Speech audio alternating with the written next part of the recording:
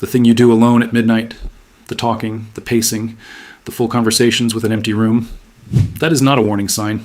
It is the most sophisticated thing your brain knows how to do, and almost no one has ever told you that. Here is what actually happens. The house goes quiet. You check the lock, you pull the blinds, and then, in a room with no audience, you start talking. Full sentences, complex arguments. You gesture with your hands like you're making a case to someone only you can see. You pace the same 4 feet of bedroom rug, over and over. And when you accidentally catch your own exhausted reflection in the hallway mirror, something cold and sharp hits your chest. Shame. The specific kind that makes you wonder if the relentless pressure of American life is finally fracturing your sanity in real time. Stop. Right there. Hold that feeling. Because what your brain just did in that moment, the talking, the pacing, the midnight monologue, is not a crack forming. It is a defense system activating. It is neurologically measurable, scientifically documented, and so precisely engineered by your own biology that by the time this video ends, you will not just feel less ashamed of it. You will feel something much closer to awe. Before we go any further, if those first 30 seconds already felt uncomfortably specific to your life, go right now and like our community post about this video. One tap. It tells me that you are one of the rare people this channel exists for, someone whose mind refuses to power down even when the rest of the world already has. I read every response, and everything you're about to hear was written with exactly you in mind. One important note before we begin. This is a conversation about nocturnal psychology, not medical advice. If the darkness ever feels genuinely dangerous tonight, please call 988. There's always someone ready to listen, but if you're pacing the floor because your brain simply will not stop, stay with me. What comes next will permanently change how you see yourself. Stasens reality test. The acoustic emergency brake. Here is what your morning actually looks like from the inside of your nervous system. The second your alarm fires, your brain is already under siege. Aggressive traffic. A boss who expects instant, flawless replies. The silent, crushing social pressure to optimize every single minute so you do not fall behind in an economy that does not forgive weakness. Your brain has no choice. It locks its full attention outward just to survive the daylight. But the moment you drop your keys on the kitchen counter and the world finally goes silent, something shifts.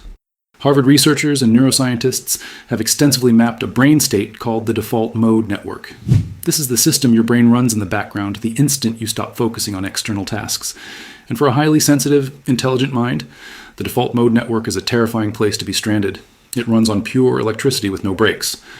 A thought about an unpaid bill cascades instantly into a humiliating memory from years ago, which detonates into a full existential crisis about your career, your relationships, your entire life trajectory.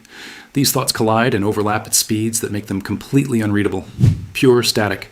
This is the exact moment your brain triggers what I call the acoustic emergency brake. It forces you to speak. Human speech is not effortless. You must pull air from your diaphragm.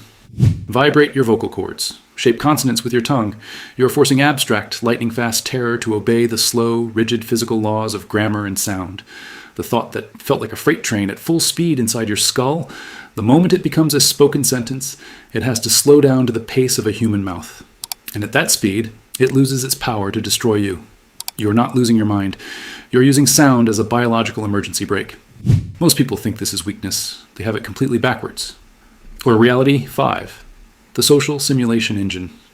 You know this scene perfectly. You're standing in your dark kitchen at 11:45 at night, practicing sentences, rehearsing the exact words you plan to use tomorrow to finally set a boundary with someone who has been treating you badly. You adjust the pitch of your voice so it sounds calm and firm, not desperate. You pause to vividly imagine their defensive response. You feel your heart rate spike as if the confrontation is already happening in real time. Most people who do this feel embarrassed. They assume they are obsessing over unnecessary drama. Social psychologists call this prospective social mapping, and it is a measurable marker of high emotional intelligence combined with a fierce, non-negotiable instinct for self-preservation. Here is the reality of the culture you are navigating. One poorly worded text message can permanently fracture a decade-long friendship. One slightly passive-aggressive email can quietly destroy a professional reputation you spent years building. Because you understand at a cellular level how much permanent damage a careless word can cause, your brain refuses to walk into a volatile situation without a rehearsal. The night gives you the isolation you need to run the simulation safely. You push the difficult words out of your mouth to hear how they land in the physical world. You test the aerodynamics of your own boundaries before you release them into daylight. You make sure you do not sound too aggressive. You make sure you do not collapse into a pushover again. This is not obsession. This is invisible emotional homework, the kind that keeps your entire life from quietly falling apart. And what I am about to tell you next is the part that makes people genuinely uncomfortable, because it is too accurate. Reality 4. The therapy gap and the distancing effect. Let us be completely honest about something the internet rarely says out loud. Therapy is a luxury. A single session with a properly trained specialist can cost hundreds of dollars. That is simply out of reach for millions of hardworking people who are trying to cover rent and groceries in an economy that has made both feel like achievements.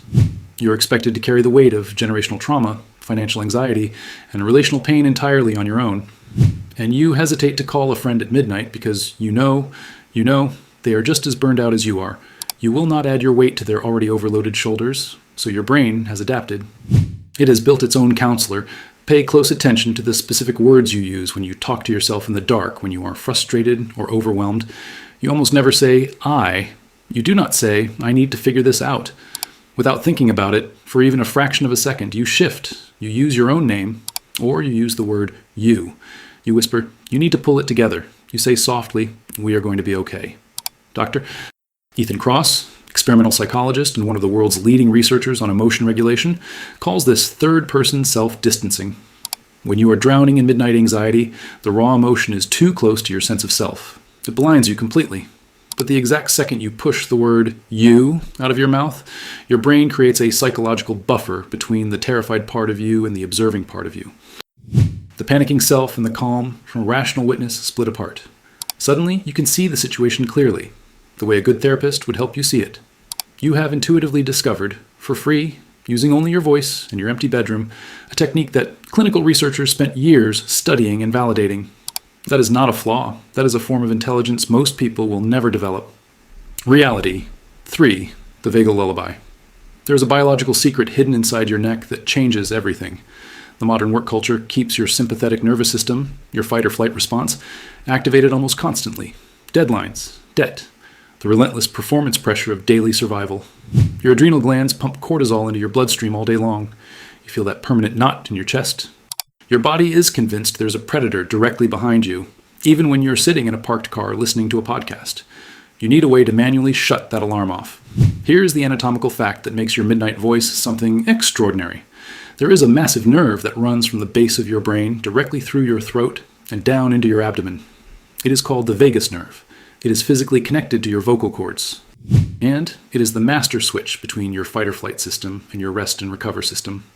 Now pay attention to the tone of voice you use when you talk to yourself at night. You do not shout. You drop into something lower, softer. You hum. You sigh in a specific resonant way. You whisper in a register that vibrates inside your chest cavity. When you produce those low frequencies, your vocal cords vibrate. That vibration physically massages the vagus nerve. That massage sends an immediate chemical signal to your brain. Slow the heart rate, deepen the breath, stand down the alarm. Your entire nervous system begins to physically relax, not because you decided to relax, but because you mechanically triggered the biological switch. The wellness industry charges thousands of dollars for breathwork retreats and nervous system regulation workshops that promise to teach people exactly this. Your biology discovered it on its own, in the dark, for free. You are literally singing your own exhausted nervous system to sleep using the precise acoustic frequencies it needs to heal. But here's where it gets even more personal. Because the next layer is not about your body. It is about what the world has been doing to your mind, and why your midnight voice refuses to let it win. Reality 2. The defense of your own truth. We live inside a culture of relentless, toxic positivity. Good vibes only. Everything happens for a reason. Just be grateful you have a job. When you try to name the reality of a genuinely toxic work environment, someone tells you to manifest a better mindset. When you express valid exhaustion from systemic burnout, someone suggests you simply wake up an hour earlier and grind harder. This casual, constant emotional invalidation from every direction is quietly devastating. It slowly erodes your ability to trust your own experience. You are pressured to swallow your actual reality so that other people can feel more comfortable. But when the world finally goes to sleep, and the room belongs only to you, your internal witness wakes up. You say it out loud. No, I worked hard on that, and it was dismissed without a second thought. I have every right to be angry about how I was treated today. Why does speaking it matter? Why not just think it? Because a silent thought can be overwritten. A heavy internal feeling can be drowned out by a world that is very loud and very confident and very invested in keeping you quiet. But when the words leave your mouth, they become an acoustic fact, a physical event that happened in the real world. Psychologists who study gaslighting and chronic emotional invalidation consistently note that vocalizing reality is one of the most essential tools for maintaining a stable sense of self. You are holding a private press conference in the dark. You are setting the official record straight, not for anyone else, but for yourself. You are refusing to let the noise of the outside world permanently overwrite what you actually lived through.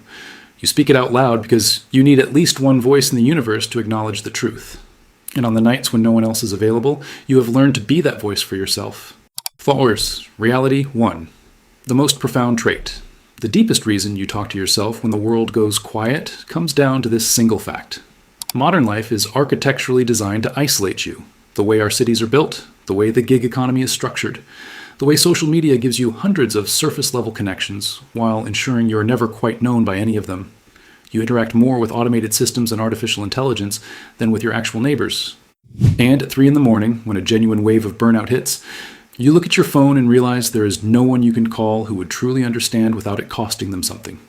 Over the years, quietly and without fanfare, you learn something essential. You cannot always rely on the external world to hold you.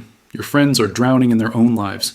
The pace of the modern world does not have the bandwidth to catch you every time you feel unsteady. So you built something better. You built an interior sanctuary that requires no one else's availability, no one else's energy, no one else's permission. When you speak out loud in an empty room, you're doing something that most people will never understand and never achieve. You are stepping into the terrifying void of modern isolation and filling it yourself. You become the loyal friend who stays up late to listen to the career rant. You become the calm, patient voice that soothes the frightened part of you that does not know what comes next. You become your own steady presence. Society has spent a great deal of energy convincing you that being alone means being lonely, that talking to yourself is a symptom of something sad and broken. But your behavior at midnight proves that narrative is a lie. This is not loneliness. This is emotional self-sufficiency at its most advanced. People who can talk themselves down from the edge of a modern anxiety spiral possess a level of internal independence that most human beings never develop. You have built inside yourself a place you can always return to, a place that is always open, always listening, always on your side. You have learned how to be your own best company in a world that profits from making you feel alone. Closing. Here is what we established tonight. Your brain uses the physical mechanics of spoken sound to force runaway thoughts to slow down to a speed you can actually handle. The acoustic emergency brake. It runs full social simulations in the dark, so you never have to walk into a high-stakes situation completely unprepared. It shifts your language from I to you to create the exact psychological distance that clinical therapy charges hundreds of dollars per hour to achieve. It uses the low frequencies of your own whisper to physically massage the vagus nerve and manually switch your nervous system from fight or flight to rest and recover. It refuses to let toxic positivity and chronic invalidation permanently overwrite what you actually lived through. And when the external world has nothing left to offer you at 3 a.m, it builds the one thing you can always return to. A sanctuary inside your own mind that belongs entirely to you. You came to this video carrying shame about something your brain has been doing specifically to protect you. Now you know what it actually is. The next time you catch yourself whispering to an empty room, do not flinch, do not shrink. Stand inside it completely. Because you are not losing your mind. You are one of the rare people whose mind never stopped fighting for them. Even in the dark, even alone, even when no one else was watching. Now I want to hear from you. Which of these 6 realities landed the hardest? Which one finally put precise language to something you have been quietly carrying your whole adult life? Write it in the comments below. Not because it feeds an algorithm, but because saying it out loud, even in a comment box, is exactly what this video is about. I read every single one. And if you want to keep exploring the parts of your mind that the rest of the world refuses to talk about, subscribe. Every week we go somewhere most channels will not go. Because some of the most important truths about who you are live in the places that only come alive after midnight. You were never broken. You were just operating at a frequency the noise of the day could not reach.